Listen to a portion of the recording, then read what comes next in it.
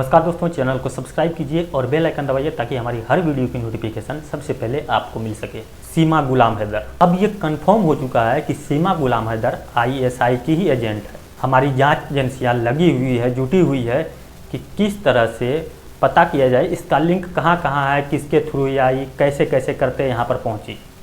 अब देखिए, सीमा गुलाम हैदर इतनी ट्रेंड है कि कई भाषाएँ बोलनी आती है।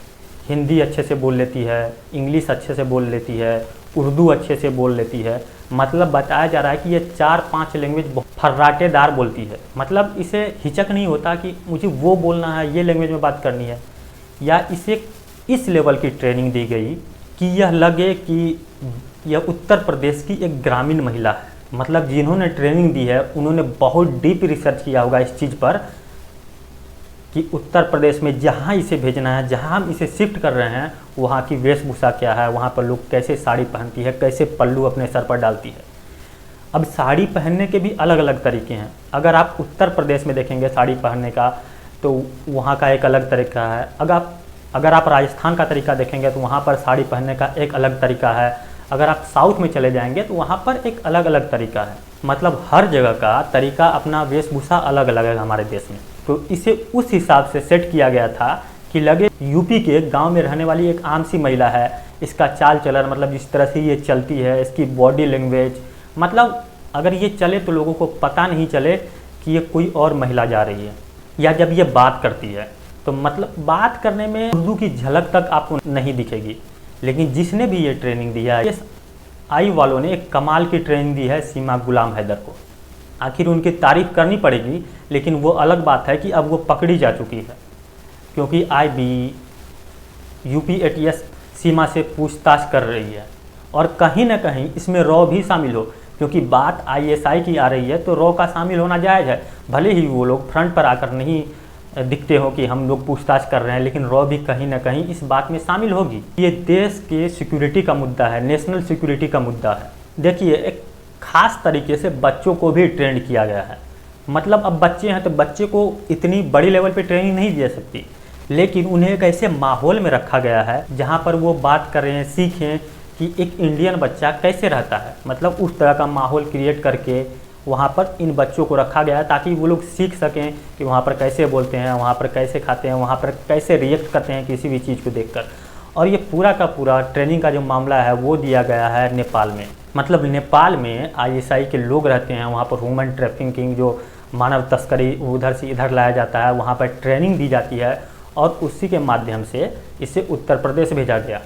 मतलब अब उन बच्चों को भी एक ट्रेनिंग ही दिया गया है, समझ लीजिए। आपने किसी भी वीडियो में नहीं देखा होगा कि सीमा हैदर हिचक रही है कोई भी बात करते हुए। अब देखिए, जिसके पास 5 पासपोर्ट पकड़ाए हों, पाँचों पर अलग अलग नाम है सीमा हैदर के।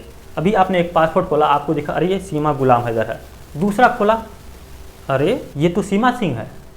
तीसरा खोला तो कोई और नाम। मतलब अलग अलग आइडेंटिटी कि अगर आप एक नाम से पकड़ी जाती हैं तो आप दूसरे पासपोर्ट का यूज करके भाग सकती हैं।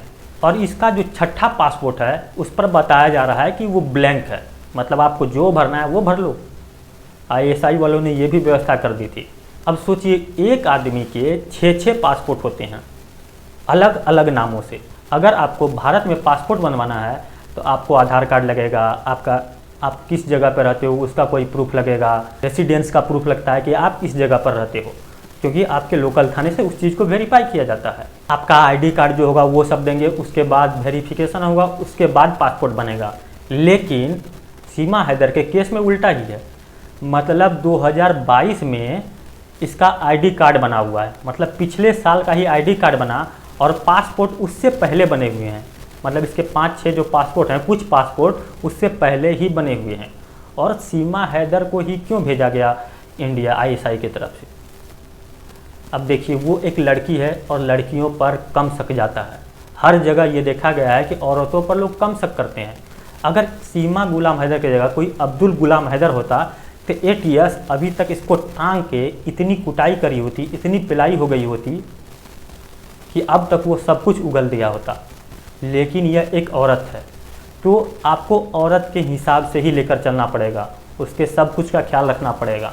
भले ही वो एक जासूस है, लेकिन आप उसके इज्जत के साथ तो खिलवाड़ नहीं कर सकते ना, उसे तो उल्टा टांग के कुटाई नहीं कर सकते ना। उस पर एक आप प्रेशर बना सकते हैं, उसने कैसे कैसे कर कर वो यहाँ तक पहुँची, कहाँ पर उसे ट्रेनिंग दी गई, इस तरह की चीज़ें आप उसके साथ कर सकते हैं। लेकिन आप कतई उसे उल्टा नहीं टांग सकते, क्योंकि सब चीज़ों के अपने अपने इथिक्स हैं।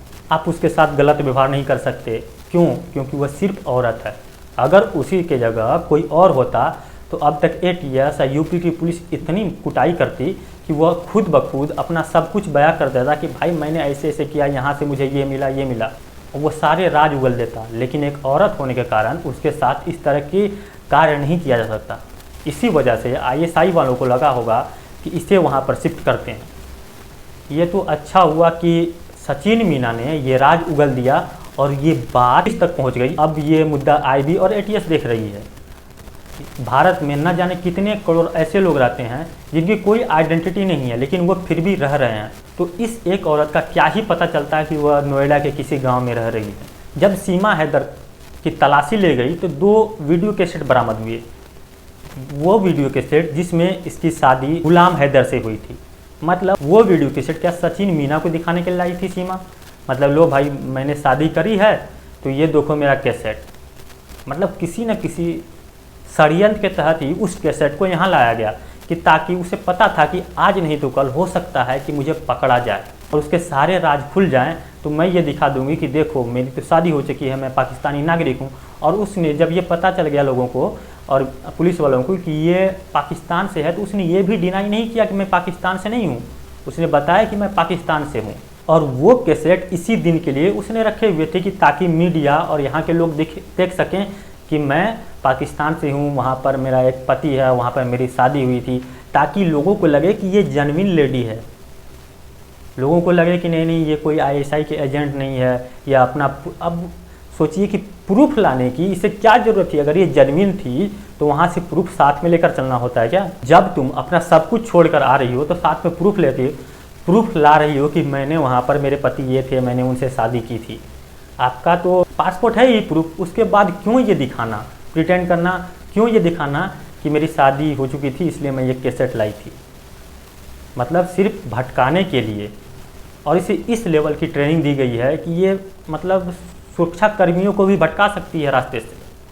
मतलब अलग अलग किस्म की इसे एक प्रोफेशनल बना दिया गया है पाकिस्तान के ISI के द्वारा, ताकि इस पर शक न जाए। और वो चाहती थी कि इस कैसेट को लोग देखें। अब लोगों ने देख लिया कि इनकी शादी हुई है, वीडियोज हैं, इस तरह की चीज़ें हैं, ताकि लोगों को लगे कि ये जेन्युइन है। अब इसके पास 4 मोबाइल बरामद हुए हैं। 1 मिनट के लिए आपके सोच के देखिए कि 4 मोबाइलों का क्या करती होगी। अगर एक नॉर्मल बंदा है तो उसके पास बहुत ज़्यादा मोबाइल मिलेंगे तो 2 मिलेंगे।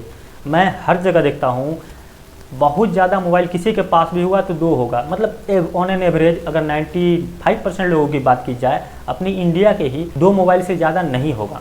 लेकिन उसके पास 4 मोबाइल मिले। 4 मोबाइल रखने का मतलब ही क्या है भाई? जहाँ एक मोबाइल से सारा काम हो जाता है, डबल सिम ट्रिपल सिम आ रहा है आजकल फ़ोन में, एक फ़ोन से इतना कुछ आप कर सकते हो, तो आपको 4 फ़ोन लेने की क्या ज़रूरत?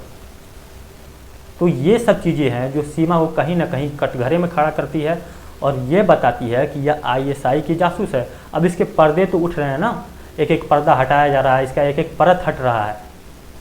और ये जानकारी पुख्ता है कि ये ISI की जासूस ही है। अगर ये ISI की जासूस नहीं होती तो इस तरह IB ATS जो लगे हुए हैं वो अब तक क्लियर कर चुके होते कि भाई जाओ, ये एक प्रेम में पड़ी हुई एक लड़की है जो पाकिस्तान से दुबई होते हुए ग्रेटर नोएडा पहुंच गई। अब देखिए ये महिला इतनी शातिर है कि अभी तक IB और यूपी ATS मतलब कंक्लूजन पे नहीं पहुंची है कि इसने कोई ऐसे सबूत रखे हों जिससे इसे गिरफ्तार किया जाए। मतलब ऑनलाइन चैटिंग में भी इसने बहुत सावधानी बरती है, किससे कैसे बात करनी है, किसे कितना जवाब देना है, किस बात को ना बोलना है, किस बात को हाँ बोलना है, ये सारी की सारी ट्रेनिंग इस औरत को मिली हुई है। आपने उसका वीडियो देखा होगा तो कैसे वो अपना पल्लू रख रही है, कैसे साड़ी पहनती है, कैसे वो गले में आधे राधे का पट्टा लपेट लेती है। मतलब इतनी बारीकी से ट्रेनिंग दी गई है कि वो इंडिया आते ही यहाँ के रिचुअल्स को फॉलो करने लगती है, यहाँ का रीति रिवाज कैसा है सब कुछ पहले से ही जानती है वो।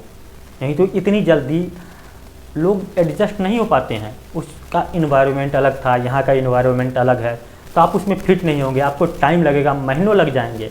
लेकिन फिर भी आपके बातों में सालों तक वो झलक दिखेगी। अगर आप पाकिस्तान से हैं तो आपके बातों में सालों तक ये झलक दिखेगी कि आप बीच बीच में उर्दू जैसे शब्दों का प्रयोग कर रहे हैं। लेकिन वो यहाँ आते ही इतनी शुद्ध हिंदी बोलती है कि शायद वहाँ के लोग इतनी शुद्ध हिंदी नहीं बोलते होंगे। अब सीमा गुलाम हैदर के राज से पर्दा उठ रहा है और आने वाले समय में सीमा गुलाम हैदर को जेल में अपनी ज़िंदगी बितानी पड़ेगी। और आज नहीं तो कल नहीं तो परसों ATS IB सारे राज जान लेगी और इससे सारे राज उगलवा लेगी कि ये किस तरह से वहाँ से यहाँ तक पहुँची। पहले तो लोग इस बात का विरोध नहीं कर रहे थे कि सीमा हैदर क्यों यहाँ पर आई, लेकिन अब जब से UP ATS पुलिस इसकी तफ्तीश कर रही है, इससे पूछताछ कर रही है, तब लोग भी इसका विरोध कर रहे हैं। हो सकता हो कि अगर ये नहीं पकड़ी गई होती तो अब तक ये बहुत बड़े काम को अंजाम दे चुकी होती। हो सकता है कोई बम ब्लास्ट हो या कुछ ऐसा हो, इस तरह की चीज़ें हो भी चुकी होती अगर ये पकड़ी नहीं गई होती तो। बाकी आप खुद समझदार हैं, आप क्या सोचते हैं इन मुद्दों पर। अगर आपकी कोई राय या कोई विचार है तो आप कमेंट के जरिए हमें दे सकते हैं। अगर ये वीडियो आपको पसंद आया तो वीडियो को लाइक कीजिए, अपने दोस्तों के साथ शेयर कीजिए। अगर आप हमारे चैनल पर नए हैं तो चैनल को सब्सक्राइब कर लीजिए और बेल आइकन दबाइए ताकि हमारी हर वीडियो की नोटिफिकेशन सबसे पहले आपको मिल सके। ये वीडियो देखने के लिए आपका बहुत बहुत आभार।